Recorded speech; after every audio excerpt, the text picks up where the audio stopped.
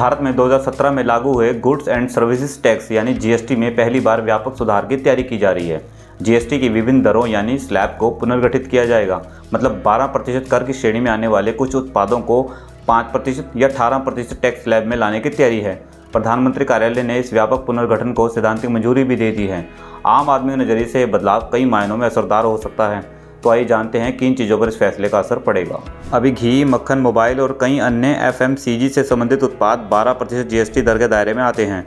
इनके 5% या 18% जैसे अन्य जीएसटी दरों के अंतर्गत आने की उम्मीद है। वर्तमान में जीएसटी की 5 दरें हैं: 0, 5, 12, 18 और 28%।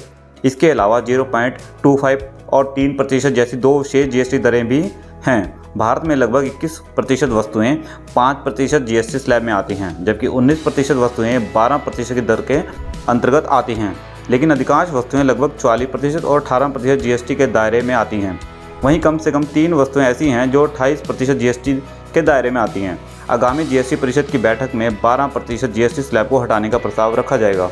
यह कर प्रणाली को आसान बनाने का एक प्रस्ताव है। साथ ही रिपोर्ट के अनुसार वित्त मंत्रालय ने बदलावों को लागू करने के लिए राज्यों के साथ चर्चा भी शुरू कर दी है। संसद के मानसून सत्र के बाद यह प्रस्ताव जीएसटी परिषद के सामने पेश किया जाएगा। अगस्त में होने वाली जीएसटी परिषद की बैठक में प्रस्तावित बदलाव पर चर्चा होने की संभावना है।